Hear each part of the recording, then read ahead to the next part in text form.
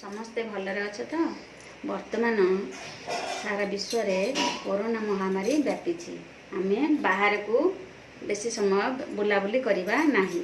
ଯଦି ବୁଲାବୁଲି ଗଲ ତାହେଲେ ମୁହଁରେ କ'ଣ ମାସ୍କ ଭିଡ଼ିବ, ଆଉ ସମସ୍ତ ସାଙ୍ଗସାଥି ମାନଙ୍କ ଠାରୁ ଦୂରତା ମେଣ୍ଟେନ୍ କରିବ। ଆମେ ପାଠ ପଢ଼ିବା ପାଇଁ ସରକାର ବର୍ତ୍ତମାନ ଭିଡ଼ିଓ ମାଧ୍ୟମରେ ଅନଲାଇନରେ ପାଠ ପଢ଼ାଉଛନ୍ତି। ଗତ ଅଧ୍ୟାୟରେ ଆମେ ପଢ଼ିଥିଲେ ଚତୁର୍ଥ ଶ୍ରେଣୀର 3 ଅଙ୍କ ବିଶିଷ୍ଟ ସଂଖ୍ୟା ପଢ଼ିଥିଲ। ସେମାନଙ୍କ ବିଷୟରେ ତୁମେ ଜାଣିଛ। ବର୍ତ୍ତମାନ ଆମେ ପଢ଼ିବା କ'ଣ 4 ଅଙ୍କ ବିଶିଷ୍ଟ ସଂଖ୍ୟା। 4 ଅଙ୍କ ବିଶିଷ୍ଟ ସଂଖ୍ୟାମାନଙ୍କ ଭିତରେ ବଡ଼ ଆଉ ସାନ ଚିହ୍ନିବା।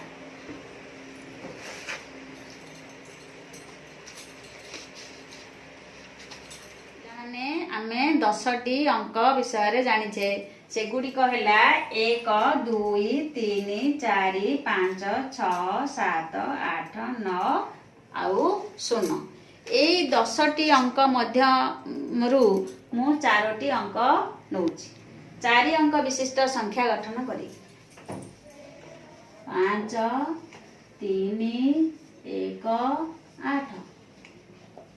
ଏଇ 4ଟି ଅଙ୍କକୁ ନେଇ ଆମେ 4 ଅଙ୍କ ବିଶିଷ୍ଟ ସଂଖ୍ୟା ଗଠନ କରିବା, ଆଉ ସେଥିରୁ ସାନ ବଡ଼ ଚିହ୍ନିବା। 5, 3, 1, 8 ଇଏ ହେଲା କେତେ?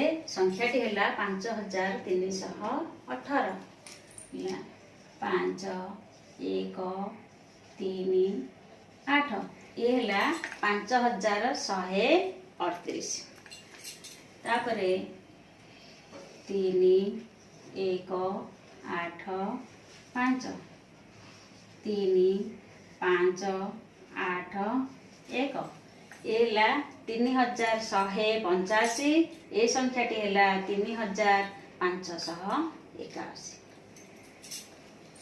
এই ସଂଖ୍ୟା ଅଙ୍କ ଚାରୋଟିକୁ ନେଇ ଆମେ ଅନେକ ଗୁଡ଼ିଏ ଅଙ୍କ ଗଠନ କରିପାରିବା। ସେଥିମଧ୍ୟରୁ ବଡ଼ ସଂଖ୍ୟା ଏବଂ ସାନ ସଂଖ୍ୟା ବାଛିବା।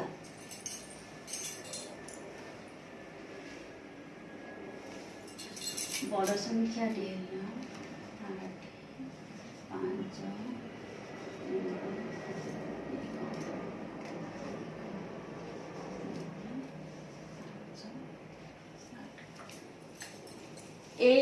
କେତେ ଗୁଡ଼ିଏ 4 ଅଙ୍କ ବିଶିଷ୍ଟ ସଂଖ୍ୟା ଗଠନ ହେଇଗଲା। ଦେଖ, ଆମେ 4 ଅଙ୍କ ବିଶିଷ୍ଟ ସଂଖ୍ୟା ମଧ୍ୟରୁ ବଡ଼ ସଂଖ୍ୟାଟି ହେଲା 8531। ସାନ ସଂଖ୍ୟାଟି ହେଲା 1358। এই 8531 ମଧ୍ୟରୁ ହଜାର ଘର ହେଲା ସଂଖ୍ୟାଟି କେତେ? 8। ଏବଂ ସାନ ସଂଖ୍ୟାର ହଜାର ଘର ସଂଖ୍ୟାଟି ହେଲା 1। 8 ଆଉ 1 ମଧ୍ୟରେ ବଡ଼ କିଏ? ତୁମେ ଜାଣିଛ, 8 ସଂଖ୍ୟାଟି ବଡ଼। ତେଣୁକରି ଏ ସଂଖ୍ୟାଟି ହେଲା ବଡ଼ ସଂଖ୍ୟା, ଏ ହେଲା ସାନ ସଂଖ୍ୟା। ଏବେ ବଡ଼ ସଂଖ୍ୟା ସାନ ସଂଖ୍ୟା ବିଷୟରେ ତୁମର ଧାରଣା ହେଇଗଲା। ଏଥର ପିଲାମାନେ ଦେଖ, ମୁଁ ତୁମ ପାଇଁ କ'ଣ ଆଣିଛି। ଏ ଗୋଟିଏ ବଡ଼ ଡବା, ଏ ଗୋଟିଏ ଛୋଟ ଡବା। ମୁଁ 2ଟି ଡବା ଧରିଛି। ସେ ଛୋଟ ଡବାରେ କ'ଣ ଲେଖା ହେଇଛି?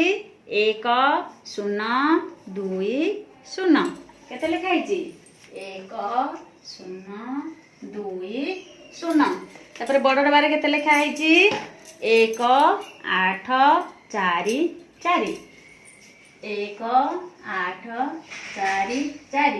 ଛୋଟ ଡବାରେ ଲେଖା ହେଇଛି 1, 0, 2, 0 ହେଲା 1020। ବଡ଼ ଡବାରେ ଲେଖା ହେଇଛି 1, 8, 4, 4 1844। ଦେଖ, ପ୍ରଥମ ସଂଖ୍ୟାର ହଜାର ଘର ଅଛି 1, ଦ୍ୱିତୀୟ ସଂଖ୍ୟାରେ ହଜାର ଘର ଅଛି 1, ଅର୍ଥାତ୍ ସମାନ ଅଛି। ପ୍ରଥମ ସଂଖ୍ୟାର ଶହ ଘରେ ଅଛି 0, ଦ୍ୱିତୀୟ ସଂଖ୍ୟାର ଶହ ଘରେ ଅଛି 8। ଏ ଭିତରେ କିଏ ବଡ଼? 0 ବଡ଼ ନା 8 ବଡ଼? ନା 8 ବଡ଼। ଏ ସଂଖ୍ୟାଟି ହେଲା ବଡ଼। ଏଥିରୁ ଆମେ ଜାଣିପାରୁ ଯେ 1800 ହେଲା 1844 बड़ संख्या आउ 1020 है सान संख्या। सान संख्या 8 अच्छी ए संख्याटी है सान। पिलाने मैं जानिबा पाए मु केतोटी प्रश्न दउछि सेथि मध्यरु बड़ संख्या को बॉक्स भितर एवं सान संख्या को गोल भितर बाछि लेखियो। देख ये है गोटे बॉक्स चित्र, ये है गोटे गोल। प्रश्न नंबर 1 2260 3420। द्वितीय प्रश्न है 3777 3792। तृतीय प्रश्न है 4600